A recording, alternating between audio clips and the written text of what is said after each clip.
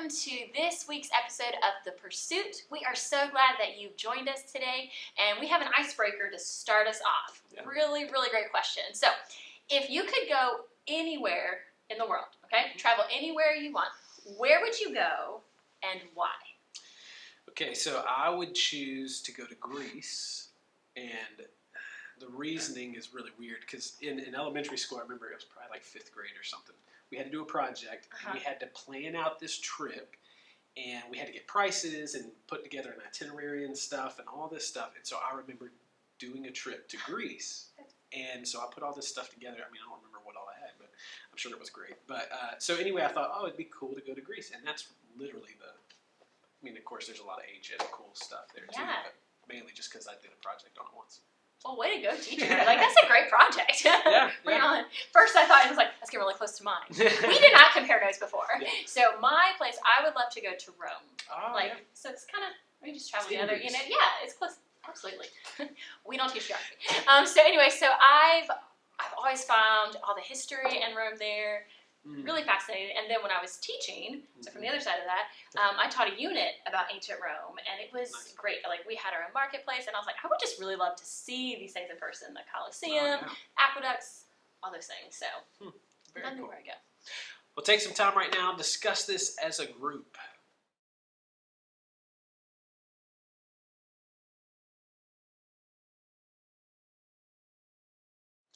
All right, well, we finished up Ephesians chapter 2, and this past Sunday we kind of just did a recap of it, going over it, again, big picture view. But as we've been going through chapter 2, kind of something we want to talk about is just simply what has stood out to you now that we've gone through the entire thing and we've kind of given this overview even. What's been one thing that's kind of stood out from these teachings?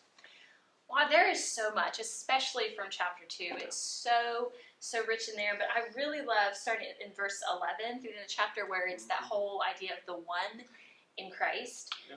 And I really like that towards the end of the chapter in verse 22. So it's talking about the church and, you know, the division's gone. It says, in whom the whole structure being joined together grows into a holy temple in the Lord. In him you also are being built together into a dwelling place for God by the Spirit. So what stood out to me is that the division is gone, and like, we're in this together. Nothing about this, about salvation, is to be done alone. Yeah. And I just really, that jumped out to me recently going through this, and just that together piece of the community. Really, I like that. Something that stood out to me was when Pastor Kivett was talking, I can't remember, it was probably the last time he spoke in Ephesians chapter 2, and he broke down kind of the 3 metaphors we see there in the last several verses of a kingdom, a family, and a building.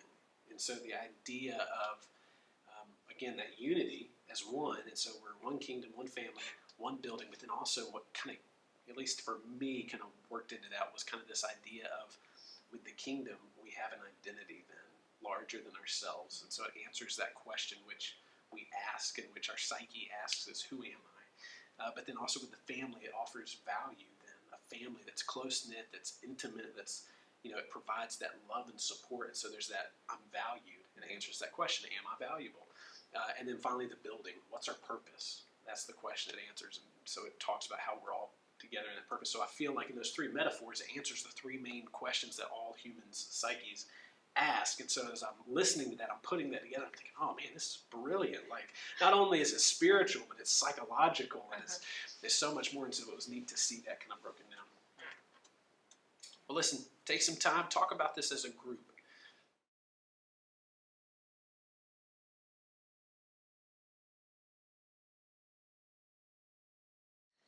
All right, so our next question for you guys to discuss and us talk about today is, which is harder for you to remember?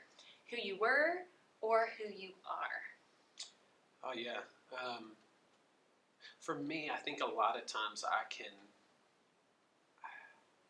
tend to think better of myself than I really am. And so, not a lot, but no. But yeah, I think I tend to forget sometimes. And also, you know, for somebody who has grown up in the church, saved at a younger age, it's a lot easier to think better of yourself because of some of those deeds and actions growing up. And And so it's a little easier to think that way and focus so much more on who I am that I forget who I was. And so that humility factor is very important and needed at times. And even just okay, God, search my heart. Is there any sin in my life? And being aware of that. So I would say for me, that's probably the harder of the two to remember. Yeah, and we have similar upbringing. So same, saved at a young age, raised in ministry, always in church, around godly people. And so I also struggle remembering who I was. Yeah. And especially when you're saved at a young age, maybe you weren't into some of these, as we've got bigger sins, worse sins. And so I do forget a lot of where we were, that we were dead in the trespasses. And I think another piece of that too is the world that we're in is just, there's so much evil, and it's surrounded, and you're like, well, I'm not nearly as bad as that. And so it's, we have to, actually we absolutely were. Yeah. And so that's, hard to remember. That's really good. Yeah. So why don't you take some time together and just discuss what you think is harder to remember?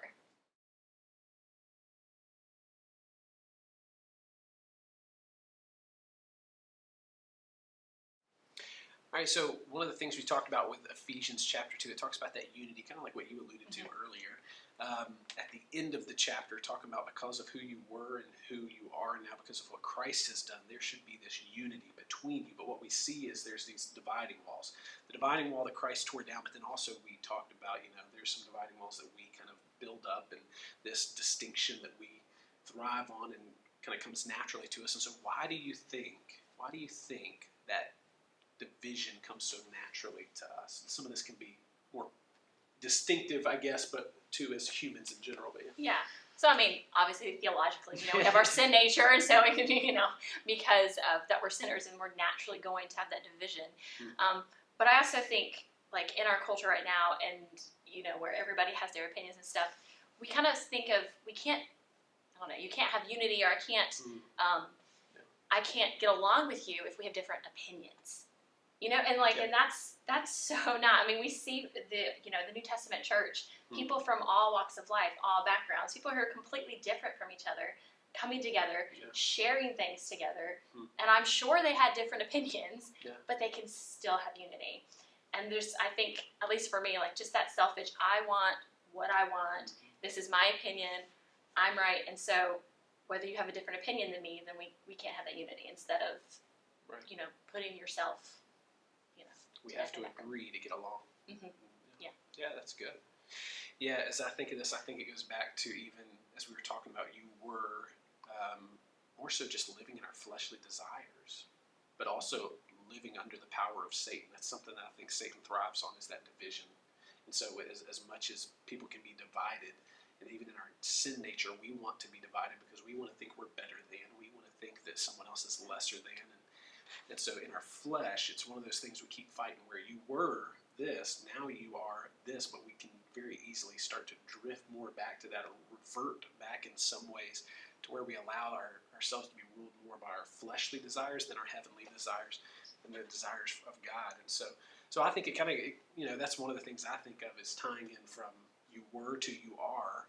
And so this division comes from what you were. And so now we have to control that and understand that, be aware of that. Say, okay, that's what I want to do in my flesh, but I'm going to restrain that because I've got greater desires now. We'll take some time and talk about this with your group now.